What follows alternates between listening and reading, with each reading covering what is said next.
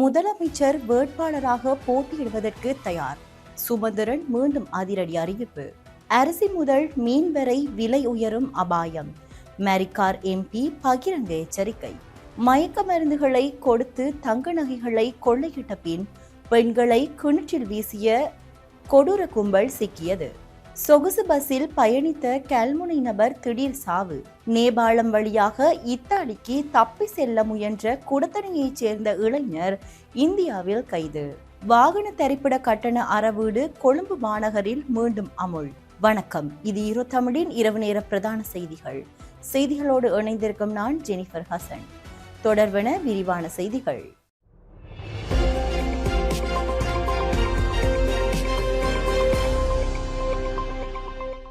பிரதான அனுசரணை வழங்குவோர் நண்டிஸ் ரெஸ்டாரண்ட் அண்ட் கேட்டரிங் சர்வீஸ். வரும் மாகாண சபை தேர்தலின் போது இலங்கை தமிழரசு கட்சியின் சார்பில் வடக்கு மாகாண முதலமைச்சர் வேட்பாளராக போட்டியிட தான் விரும்புகின்றார் என்று அக்கட்சியின் பொதுச் செயலாளர் AM சுமந்திரன் மீண்டும் உறுதிபட தெரிவித்துள்ளார்.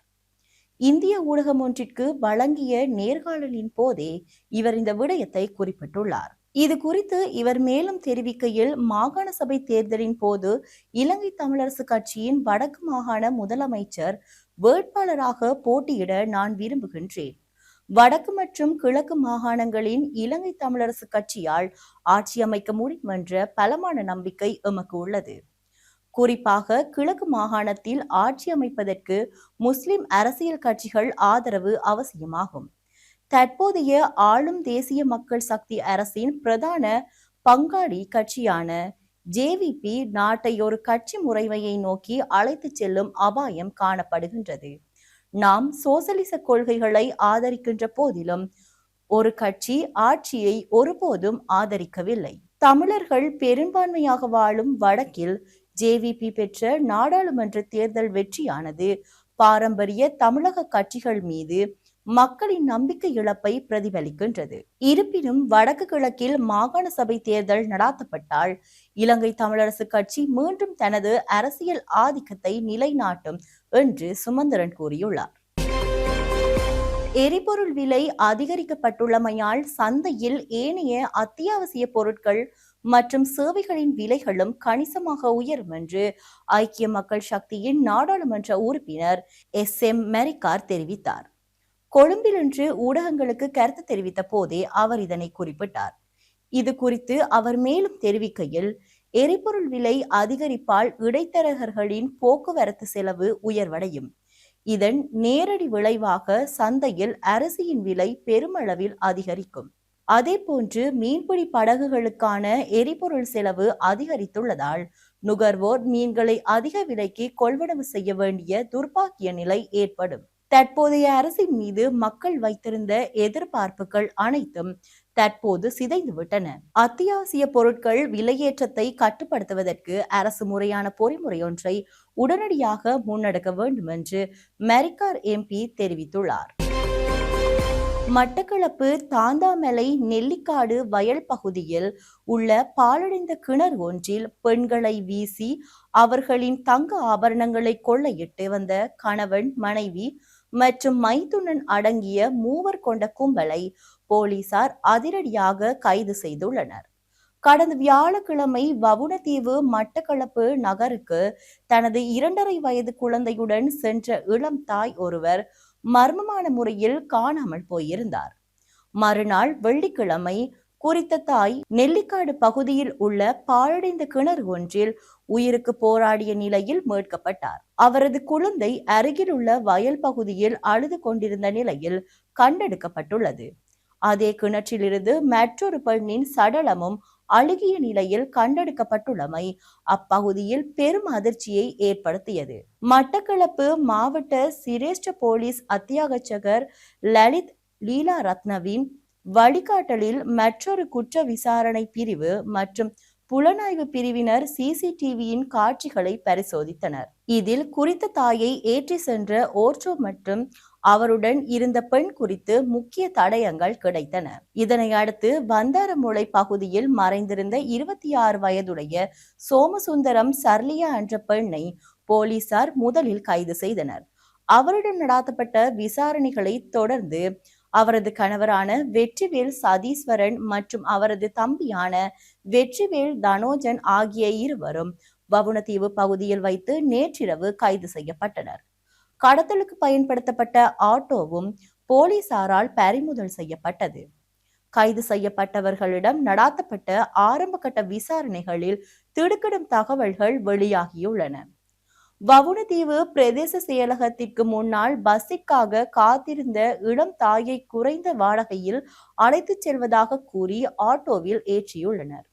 மட்டக்களப்பு நகரில் அடகு வைத்த நகையை மீட்டுக்கொண்டு மீண்டும் வீடு திரும்பிய அந்த தாய்க்கு வழியில் மயக்க மருந்து கலந்த பழச்சாறு கொடுக்கப்பட்டுள்ளது. அந்த தாய் மயக்கமடைந்ததும் அவரது கழுத்தில் இருந்த 5 பவுன் தாலிக்கொடி மற்றும் 1 பவுன் தங்க சங்கிலியை பறித்துள்ளனர். பின்னர் குழந்தையை வயல் பகுதியில் வீசிவிட்டு மயக்கமடைந்த தாயை பாலடைந்த கிணற்றிற்குள் வீசிவிட்டு தப்பிச் சென்றுள்ளனர்.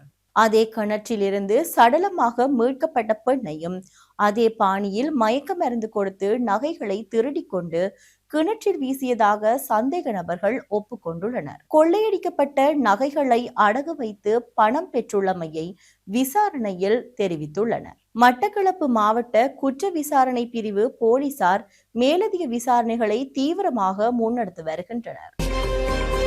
கொழும்பிலிருந்து வவுனியா நோக்கி பயணித்த தனியார் சொகுசு பஸ்ஸில் பயணித்த 55 வயதுடைய குடும்பஸ்தர் ஒருவர் திடீரென உயிரிழந்துள்ளார். இன்று அதிகாலை இடம்பெற்ற இந்த சம்பவம் குறித்து மேலும் தெரிய வருவதாவது, கொழும்பிலிருந்து வவுனியா நோக்கி பயணித்த தனியார் சொகுசு பஸ்ஸில் மேற்படி நபர் பயணித்துள்ளார்.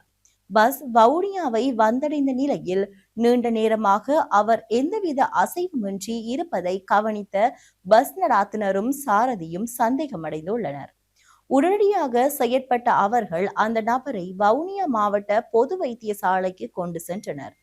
எனினும் அவரை பரிசோதித்த வைத்தியர்கள் அவர் ஏற்கனவே உயிரிழந்து விட்டார் என்று தெரிவித்துள்ளனர்.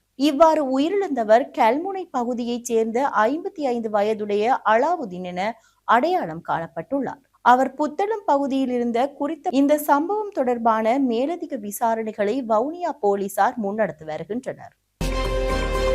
யாழ்ப்பாணத்திலிருந்து நேபாளம் ஊடாக இத்தாலிக்கு தப்பி செல்ல முயன்ற இளைஞர் ஒருவர் மீண்டும் இலங்கைக்கு திரும்ப முயன்ற வேளையில் இந்தியாவில் வைத்து கைது செய்யப்பட்டுள்ளார். யாழ் குடத்தனை பகுதியைச் சேர்ந்த மூவர் கடந்த ஜனவரி மாதம் சுற்றுலா விசா மூலம் நேபாளத்திற்கு பயணித்துள்ளனர். அங்கிருந்து போலி கடவுச்சீட்டுகளை பயன்படுத்தி இத்தாலிக்கு செல்வதே அவர்களது திட்டமாக இருந்துள்ளது. நேபாளத்தில் வைத்து போலி கடவுச்சீட்டுகளை பெற்று இத்தாலிக்கு பயணிக்க முற்பட்ட போது அவர்களில் இருவர் அந்நாட்டு பாதுகாப்பு பிரிவினரால் அடையாளம் காணப்பட்டு கைது செய்யப்பட்டுள்ளனர். இதனையடுத்து அவர்களுடன் சென்ற மற்றொரு இளைஞர் அங்கிருந்து தப்பி இந்தியாவுக்குள் சட்டவிரோதமாக நுழைந்துள்ளார். இந்தியாவின் ராமேஸ்வரம் பகுதிக்கு வந்தடைந்த மேற்படி இளைஞர் அங்கிருந்த படகு மூலம் மீண்டும் இலங்கைக்கு தப்பி வர முயன்றுள்ளார். இதன் போது இந்திய பாதுகாப்பு படையினரால் அவர் கைது செய்யப்பட்டு தற்போது மண்டபம் முகாமில் தடுத்து வைக்கப்பட்டுள்ளார். கைது செய்யப்பட்டவர் குடத்தனையைச் சேர்ந்த 26 வயதுடைய இளைஞர் என அடையாளம் காணப்பட்டுள்ளது. இந்த சம்பவம் குறித்து இந்திய போலீசார் மேலதிக விசாரணைகளை முன்னெடுத்து வருகின்றனர். கொழும்பு மாநகர சபைக்குட்பட்ட பகுதிகளில் தற்காலிகமாக நிறுத்தி வைக்கப்பட்டிருந்த வாகன தரிப்பிட கட்டண அறவீட்டு நடைமுறைகள் நாளை திங்கட்கிழமை முதல் மீண்டும் அமுல்படுத்தப்பட உள்ளது என்று கொழும்பு மாநகர ஆணையாளர் அறிவித்துள்ளார். சில நிர்வாக காரணங்களுக்காக கடந்த சில நாள்களாக கட்டணம் அறவிடும் நடவடிக்கைகள் நிறுத்தி வைக்கப்பட்டிருந்தன.